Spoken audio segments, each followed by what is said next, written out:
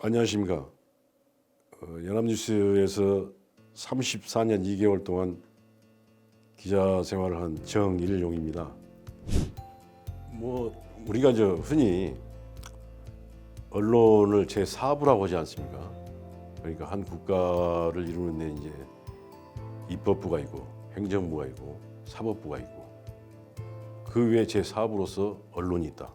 달리 말하자면은 언론이 한 국가를 구성하는 아주 주요한 부분, 아주 대들보와 같은 대단히 중요한 역할을 하는 어떤 기둥 같은 역할을 하는 그런 분야라고 이렇게 이야기를 하고 있지 않습니까? 거기에 덧붙여서 저는 언론이 한 사회의 진로를 모색해보는 그런 어떤 더듬이 역할을 하지 않는가 이렇게 생각합니다. 한 사회의 제일 앞장에 서서 가장 바람직한 방향이 어딘가를 자꾸 모색을 해서 그걸 제시를 하는 아주 중요한 그런 기능을 담당하고 있다고 생각합니다. 한 사회의 어떤 더듬이 역할을 한다는 것은 다시 말씀드리면은 그 시대에서 한 사회가 추구하는 어떤 방향, 그 시대 정신을 올바로 설정을 하고 그쪽으로 우리 사회가 이게 나아가도록 진로를 제시하는 역할이다 이렇게 생각합니다.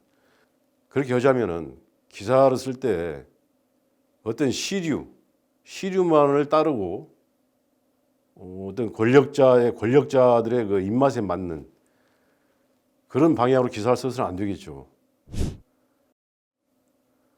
지금 최근에 제가 제일 문제를 느끼는 것은 뭐냐면은 어떤 권력의 입맛에 맞게 권력을 추수하는 듯한 그런 기사들이 눈에 많이 띄고 어떤 권력자의 말을 그대로 전달하는 단순 전달자의 역할에 머물고 있다. 이게 대단히 큰 문제라고 생각합니다. 우리는 그런 단순 전달하는 역할에 머물러서는 지금과 같은 SNS 시대랄까 이런 기술이 발달된 시대에서 얼마든지 취재원이 자기의 발언을 갖다 전달할 수가 있는데 그걸 단순히 전달만 해서는 완전히 언론이 경쟁력을 잃고 말 것입니다. 저는 시류를 따르지 말고 시비를 가리자 이렇게 강조를 하고 싶습니다. 요즘 이제 과거사 진실을 규명하자 이렇게 해서 5.18 광주 민주화 운동이라든가 또는 더 멀리는 제주 4.3 사건이라든가 이런 사건에 대해서 진실을 규명하자 이런 움직임이 일어나고 있습니다. 그 당시에 양민을 학살하고 양민을 고문을 하고 정말 고통을 많이 줬던 그런 것에 대해서 국가폭력이라고 하는 그런 용어를 많이 쓰고 있습니다. 근데 제가 볼 때에는 그 용어가 적절하지 않은 것 같습니다. 왜냐하면은 어떤 한 국가라고 하는 그 국가의 구성원들이 자신들의 행복한 삶을 위해서 자발적으로 만든 공동체입니다. 그런데 그 국가가 양민을 학살하고 그 구성원들을 고문하고 불행에 빠뜨리고 그런 짓을 한다는 것은 참 말이 앞뒤가 안 맞단 말이죠. 한 국가가 지향하는 바는 그 나라가 채택하고 있는 그 헌법에 집약이 되어 있다고 생각합니다. 우리 헌법에 보면은 어떤 국가기관이 또는 국가가 국민을 갖다가 학살한다거나 고문을 한다거나 그런 식으로 하는 것을 용납을 하지 않고 있습니다. 따라서 국가폭력이라고 하는 그런 용어보다는 예를 들어서 5.18 같은 경우에는 전두환 일당의 아주 극악한 폭력 이런 식으로 이렇게 표현을 할 수가 있지 않을까. 그렇게 해야지 그 당시 폭력 행위를 저질렀던 그 범죄자들이 국가라고 하는 그늘 뒤에 숨지 못하고 적나라하게 자기들의 정체를 드러내게 되는 거 아닌가 이렇게 생각합니다. 우리 기자들은 말이나 글로 이렇게 먹고 사는 직업 아닙니까? 따라서 기사를 쓸 때 보도를 할 때 정확한 용어를 쓴다고 하는 것은 대단히 기본적인 어떤 생계 수단이라고도 이렇게 말을 할 수가 있습니다. 기자는 기자가 그 당시에 그 어떤 상식 또 법 규정 거기에 따라서 또 자기 양심에 따라서 정확하게 표기를 할 의무가 있고 또 그런 권리가 있는 겁니다. 기사 하나에서 오탈자 하나만 발견이 되더라도 그 신뢰도가 떨어지지 않습니까? 하물며 그 정확한 용어를 쓰지 못하고 뭐 다른 사람들이 이렇게 쓴다라든가 뭐 또는 잘못된 지식을 갖고서 그 용어를 쓴다면은 그 기사의 신뢰도는 상당히 저하가 됩니다. 우리가 그 기사 용어, 보도 용어를 정확하게 써야 한다. 이것은 몇 번씩 이렇게 강조를 해도 절대 지나치지 않을 것입니다. 평소에 저는 입에다가 정말 달고 다닙니다. 좋은 기사를 쓰자. 좋은 기사를 쓰면은 우리가 그토록 걱정하는 어떤 경영 수익 측면에서도 골칫거리가 없을 것이다. 잘 될 것이다.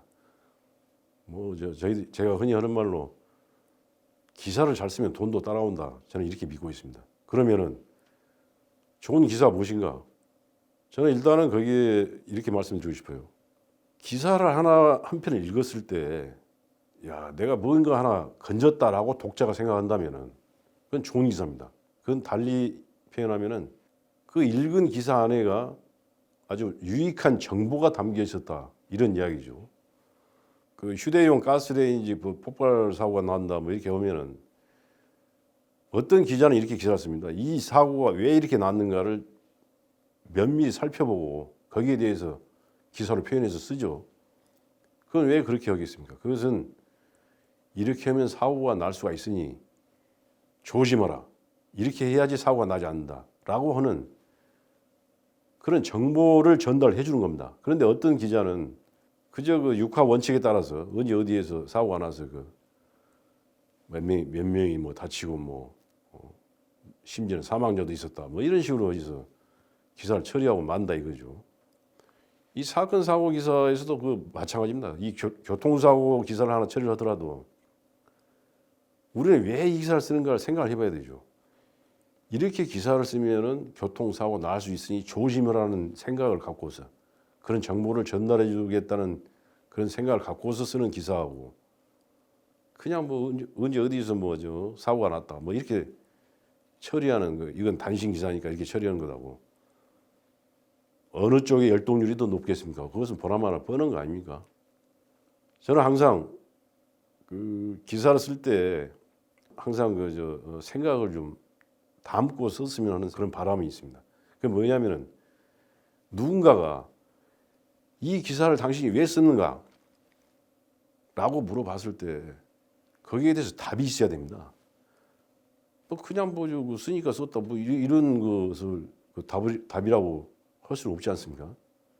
요즘 같은 때는 이제 속보 경쟁에 따라서 너도 나도 일보 쓰기 바쁘고 누구 말을 갖다 전달하기 바쁘고 그렇게 해서 심지어는 무슨 뭐 따옴표 저널리즘이다 뭐 이런 말까지 나올 정도로 지금 그래서 전달하기 바쁜 빨리 전달하기에 바쁜 그런 모양들을 많이 보입니다.